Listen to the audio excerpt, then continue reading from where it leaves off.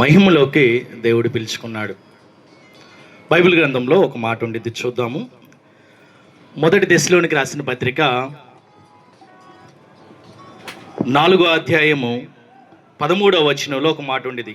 మొదట దశలోనికి రాసిన పత్రిక 4వ అధ్యాయము 13వ వచనంలో, సహోదరులారా, నిరీక్షణ లేని ఇతరుల వలె మీరు దుఃఖపడకుండా నిమిత్తము నిద్రించుచున్న వారిని గురించి మీకు తెలియకునుట మాకిష్టము లేదు. సో ఆదాము గారు నిన్నటి దినాన దేవుని యొక్క మహిమలోకి దేవుడు ఆయనను పిలుచుకున్నాడు. బైబిల్ గ్రంథం మరణం గురించి ఏం చెబుతుందంటే, మరణం ఒక నిద్ర. దేవుడు మరణాన్ని నిద్రతో పోల్చాడు. ఆదాము గారు నిద్రపోతున్నాడు. మరి నిద్రపోతున్న వ్యక్తి గురించి మీరు ఎందుకు దుఃఖపడుతున్నారు అని బైబిల్ ప్రశ్న వేస్తుంది. మరణం నిద్ర కాబట్టి మీరు ఎందుకు నిద్రపోతున్న వ్యక్తి గురించి దుఃఖపడుతున్నారు, బాధపడుతున్నారు, కన్నీరు కారుస్తున్నారు అని. అంటే బ్రదర్, మరి చనిపోతే కుటుంబ సభ్యులు కన్నీరు కారకూడదా, దుఃఖపడకూడదా, బాధపడకూడదా అంటే, ఇహలోక సంబంధమైన ప్రేమలు, మన ప్రియులు చనిపోతే ఖచ్చితంగా బాధ ఉంటుంది, దుఃఖం ఉంటుంది, హృదయంలో వేదన ఉంటుంది. అయితే బైబిల్ ఎవరైతే ప్రభువునందు చనిపోయారో, బ్రతుకున్నప్పుడు యేసుక్రీస్తుని నమ్ముకొని చనిపోయారో, వారి గురించి మనం దుఃఖపడ అవసరం లేదు అని బైబిల్ చెబుతుంది. ఎందుకంటే ఒక దినాన మనం ఎవరైతే యేసుక్రీస్తుని నమ్ముకొని ఈ లోకంలో చనిపోయారో, ఒక దినాన వారిని మరలా మనం చూడగలం. నిరీక్షణ లేని ఇతరుల వలె అని బైబిల్ చెబుతుంది. క్రైస్తవ జీవితానికి ఒక నిరీక్షణ ఉన్నది. ఏంటంటే అది, మనం చనిపోయిన తర్వాత ప్రభువుతో ఉంటాము. నిన్నటి దినాన ఆదాం గారు చనిపోయారు, ప్రభువుతో ఉన్నాడు. మీరు ఎలా చెప్పగలరండి ప్రభువుతో ఉన్నారు అంటే, ఎవరైతే యేసుక్రీస్తుని నమ్ముకొని హృదయంలో విశ్వసించి ఆయన నిజమైన దేవుడని, ఆయన నా పాపాలు క్షమించాడని హృదయంలో ఎవరైతే ఒప్పుకుంటారో వారు ఖచ్చితంగా వారు దేవుణ్ణి చూడగలరు. అదే బైబిల్ చెబుతుంది. అయితే దశలోనికి రాసిన పత్రికలో దేవుడు ఏమంటున్నాడంటే, చనిపోయిన వారి గురించి మీరు దుఃఖపడన అవసరం లేదు అని చెబుతున్నాడు. ఎందుకు దుఃఖపడన అవసరం లేదు? నేను ఈరోజు దినాన ఒక 5 మాటలు, ఎందుకు యేసుక్రీస్తును నమ్ముకున్న వారు గురించి వారు చనిపోతే దుఃఖం ఎందుకు పడకూడదు, బాధ ఎందుకు పడకూడదు, కన్నీరు ఎందుకు కారకూడదు అనే మాటలు చూద్దాం. మొట్టమొదటి మాట, ప్రకటనల గ్రంథం 14వ అధ్యాయం 13వ వచనంలో బైబిల్ ఈ విధంగా సెలవిస్తుంది. ప్రకటన 14:13, అంతటా ఇప్పటి నుండి ప్రభువునందు మృతులు ధన్యులని వ్రాయమని పరలోకం నుండి ఒక స్వరము చెప్పగా వింటిని. నేను చూడండి జాగ్రత్తగా.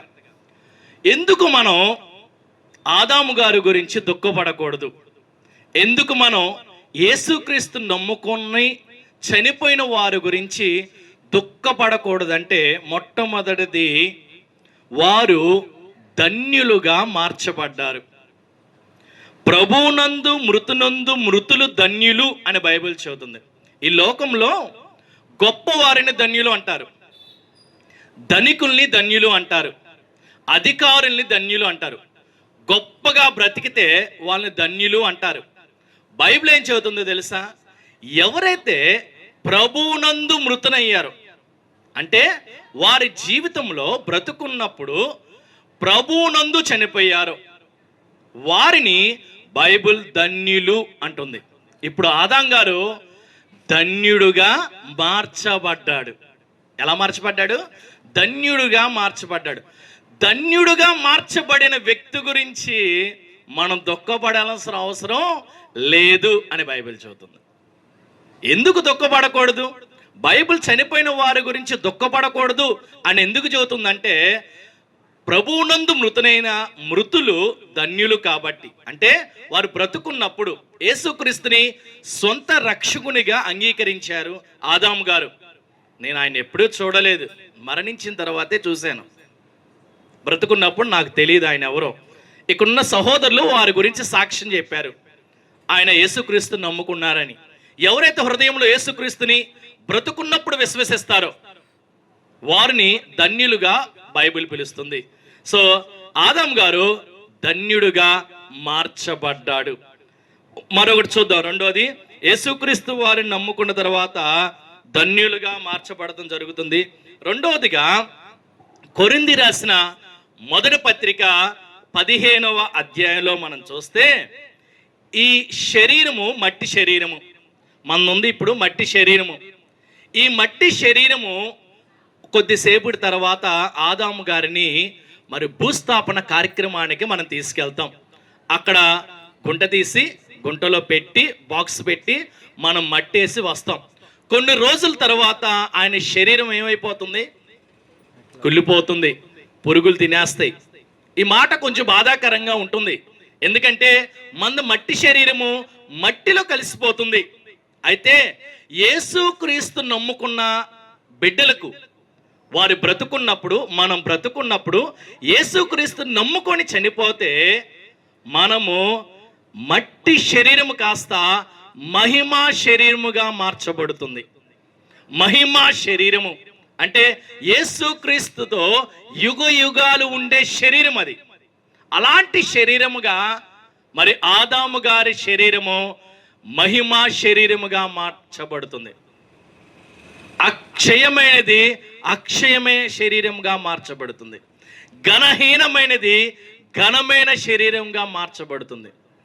బలహీనమైన శరీరము బలమైన శరీరముగా మార్చబడుతుంది. ఎప్పుడు మార్చబడుతుందంటే, మనమందరం బ్రతుకున్నప్పుడు యేసుక్రీస్తుని హృదయంలో చేర్చుకున్నప్పుడు. ఆదాము గారు ఆయన బ్రతుకున్నప్పుడు యేసుక్రీస్తును హృదయంలో చేర్చుకున్నాడు కాబట్టి ఆయన శరీరము మార్చబడినది, మహిమా శరీరము ధరింపజేశాడు దేవుడు. రెండు విషయాలు చెప్పుకున్నాం. ఒకటేంటి? ఏం మార్చబడింది? ధన్యుడుగా మార్చబడ్డాడు. మనం బ్రతుకున్నప్పుడు ధన్యులం కాదు, చనిపోయిన తర్వాత కూడా ధన్యుడిగా పిలువబడాలి. ఎప్పుడు పిలువబడతాం? యేసుక్రీస్తు వారిని హృదయంలో చేర్చుకున్నప్పుడు. రెండోది, శరీరం మార్చబడింది. ఇప్పుడు మట్టి శరీరము యేసుక్రీస్తు వారిని నమ్ముకొని చనిపోయిన తర్వాత మహిమా శరీరముగా మార్చబడుతుంది. మూడోది మనం చూస్తూ ఉన్నప్పుడు, అదే ప్రకటన యోహాను సువార్తలో ఒక మాట ఉండేది, 14వ అధ్యాయము 3వ వచనంలో, మీ కొరకు స్థలము సిద్ధపరిచి వస్తాను అని యేసుక్రీస్తు వారి మాట చెబుతున్నాడు. అంటే మన కొరకు ఒక స్థలం ఉంది. ఇప్పుడు దాకా ఆదాము గారి స్థలం ఏంటి? చిలకలూరుపేటలో ఈ ఇంటిలో ఆదాము గారి యొక్క స్థలము. ఇప్పుడు ఆదాము గారి యొక్క స్థలము మార్చబడినది, అడ్రస్ మార్చబడింది. ఇప్పుడు ఆదాము గారి యొక్క అడ్రస్ ఏంటో తెలుసా? పరలోక రాజ్యం. ఇప్పుడు దాకా ఆయన ఆధార్ కార్డులో చిలకలూరుపేట ఈ వీధి యొక్క అడ్రస్ ఉంటుంది. ఇప్పుడు ఆయన ప్రభువునందు మృతుడు కాబట్టి ఇప్పుడు ఆయన అడ్రస్ ఏందో తెలుసా? పరలోకం. ఎప్పుడు మనకి పరలోకం అడ్రస్ తెలుసా?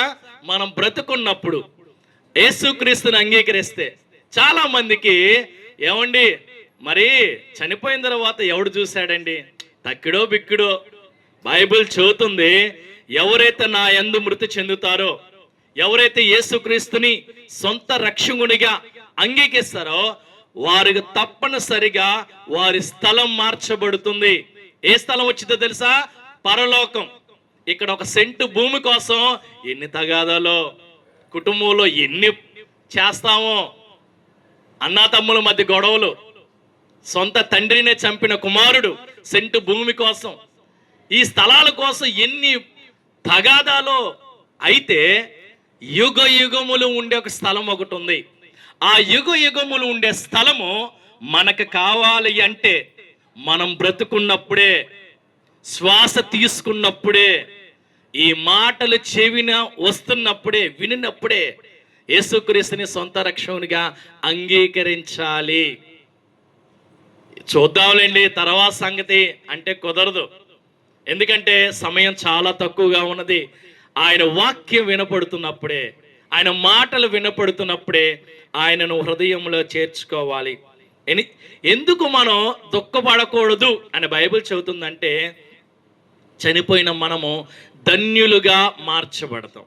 ఆదాము గారు ధన్యుడుగా మార్చబడ్డాడు. రెండో మాట ఏంటి? ఆదాము గారికి స్థలం శరీరం మార్చబడింది. మట్టి శరీరము కాస్త మహిమా శరీరంగా మార్చబడింది. మూడోది, ఆయనకు అడ్రస్ మారిపోయింది, స్థలం మారిపోయింది. చిలకలూరుపేట కాదు ఆయన స్థలం. ఇప్పుడు ఎందుకు తెలుసా? పరలోకం. కావాలా? ఎప్పుడో కూడా చనిపోతాం మనం. ఆదాము గారు 60 సంవత్సరాలు చనిపోయారు, మనము ఒక 70 సంవత్సరాలు. ఏమో ఇప్పుడున్న మన యొక్క తిండిని బట్టి, మన యొక్క ఆయుష్ని బట్టి చిన్నపిల్లలు కూడా, మన 8వ తరగతి చదువుకునే పాప స్కూల్కి వెళుతా స్కూల్ క్లాస్ రూమ్లోనే గుండెపోటుతో చనిపోయిన వార్తలు మనం వింటున్నాం. అంటే మరణం ఎప్పుడు సంభవిస్తుందో తెలీదు. నాకేంటండి నేను దిట్టంగా ఉండా, వాకింగ్ చేస్తాను, ఆహార అలవాట్లు చాలా చక్కగా ఉండయండి, నేను ఒక 70-80 సంవత్సరాలు జీవిస్తాను అంటానికి వీల్లేదు. మరణం ఎప్పుడు వస్తుందో తెలియదు. ఆదాం గారు నిన్నటి దినాన చనిపోతారు అని ఎవరు అనుకోలేదు. మా నాన్నగారు, మేము 2022లో మా నాన్నగారు చనిపోయారు. ఐసీయూ నుంచి బయటికి తీసుకొచ్చాం. రేపు సాయంకాలం డిశ్చార్జ్ రాశారు. సాయంకాలం ఉదయానికల్లా చక్కగా టిఫిన్ చేశాడు. ఇంకా నాకు ఫోన్ వచ్చింది, నాన్నగారిని సాయంత్రం డిశ్చార్జ్ చేస్తారంట అని. చాలా సంతోషించాం. ఒక 1 అవర్లో మళ్ళీ హాస్పిటల్ నుంచి ఫోన్ వచ్చింది, నాన్నగారు చనిపోయారని.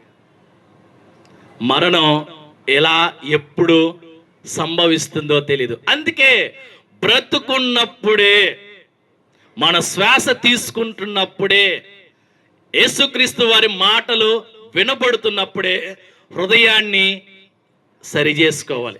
హృదయంలో యేసుక్రీస్తు వారిని చేర్చుకోవాలి.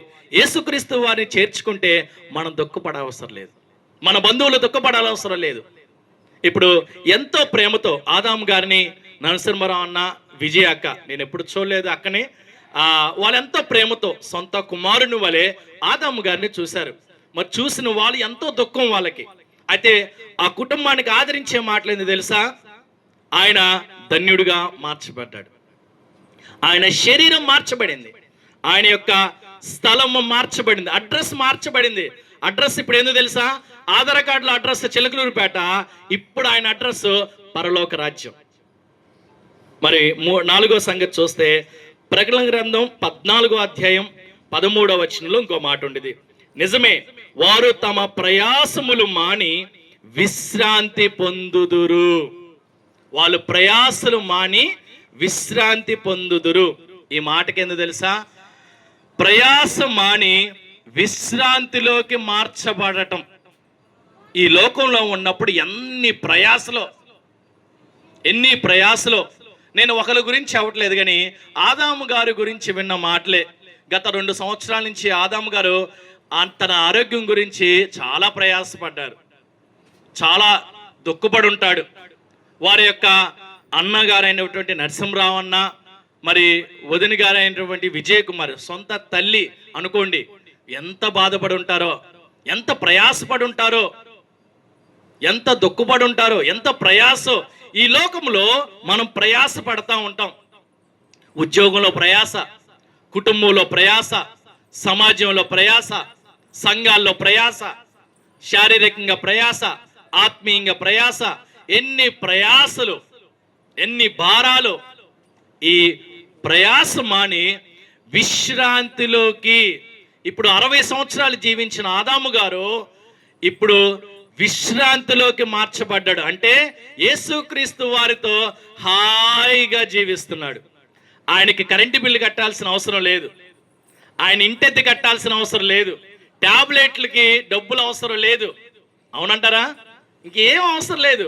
మనకి ఎంత ప్రయాసో, 1వ తారీఖు రాగానే ఈఎంఐలు కట్టాలి, మరి ఆపులు తీర్చాలి, ఇంటెత్తి కట్టాలి, ఆ పాల బిల్లు, కూరగాయల బిల్లు, సరుకుల బిల్లు, పేపర్ బిల్లు, ఎన్ని ప్రయాసలు మానవుడికి.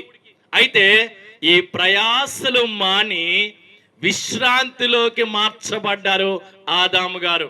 ఇప్పుడు ఏం కట్టక్కర్లా, ఆయన టాబ్లెట్లు కూడా అవసరంలా. ఆయన చూసుకుంటున్న వారి యొక్క బంధువులు ప్రయాస కూడా పడక్కర్లేదు. ఎందుకో తెలుసా? ఆయన విశ్రాంతిలోకి మార్చబడ్డాడు. యేసుక్రీస్తు వారితో యుగ యుగాలు హ్యాపీగా, సంతోషంగా, చాలా సంతోషంగా ఉన్నాడు. ఇక్కడ ప్రయాస, ఎంత ప్రయాసో, ఎన్ని ప్రయాసలో, కుటుంబ బాధ్యతలు, వ్యక్తిగత బాధ్యతలు, ఉద్యోగ బాధ్యతలు, ఎంత ప్రయాసపడతాం.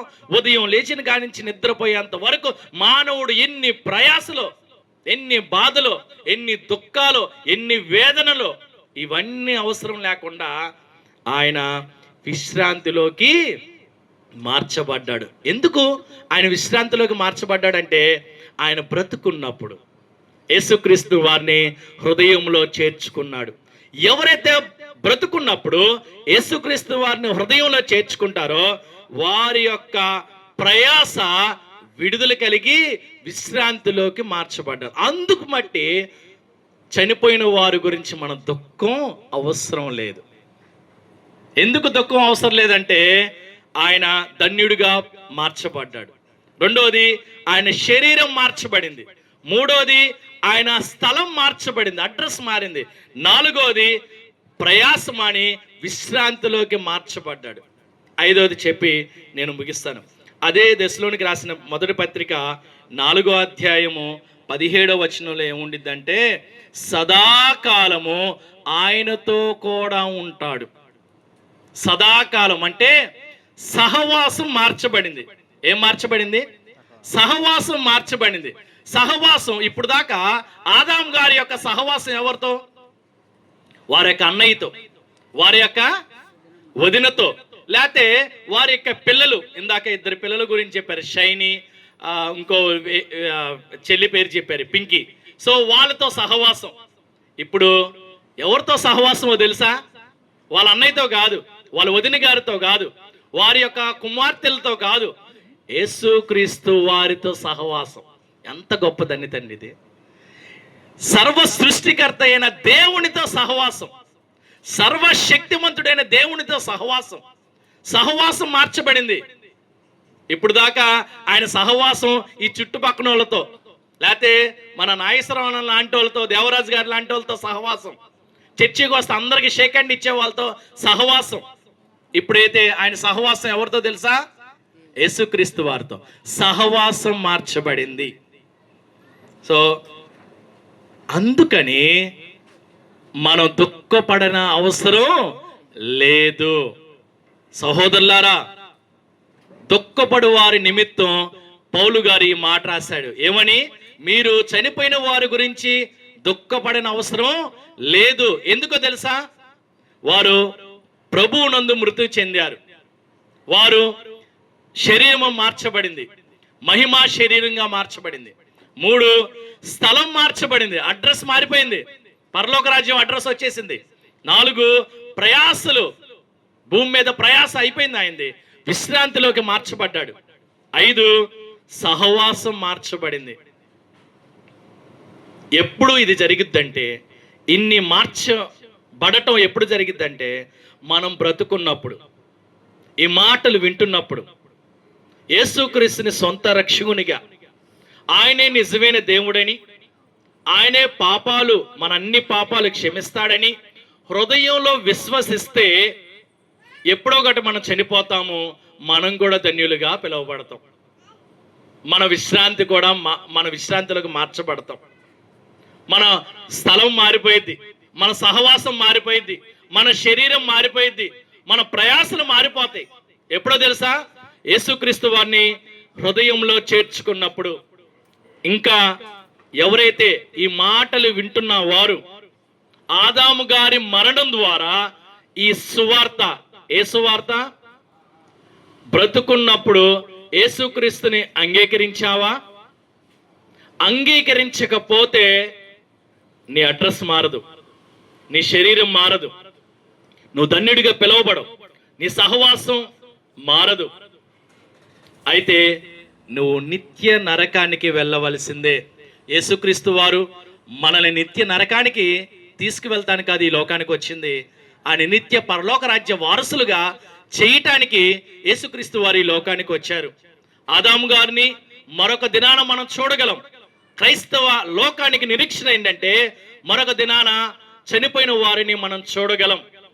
మరి చూడగలగాలి అంటే బ్రతుకున్నప్పుడు మనం యేసుక్రీస్తుని నమ్ముకోవాలి. నమ్ముకున్నావా? ప్రశ్న. ఆ ప్రశ్నకి ఆన్సరు నీ హృదయంలో నుంచే రావాలి. నేను యేసుక్రీస్తు వారిని నమ్ముకున్నానా? నమ్మితే యుగ యుగములు ఆయనతో ఉంటాం. నమ్మకపోతే ఇప్పుడైనా నమ్మండి, యేసుక్రీస్తు వారి ప్రేమమయుడు, మనను ప్రేమించి ఆయన రాజ్య వారసులుగా చేస్తాడు. అలానే దుఃఖపడుతున్న ఈ కుటుంబానికి దేవుడే ఆదరణని ఇస్తాడు. ఈ మాటలు ఇంతటితో ముగిస్తున్నాను. Thank you.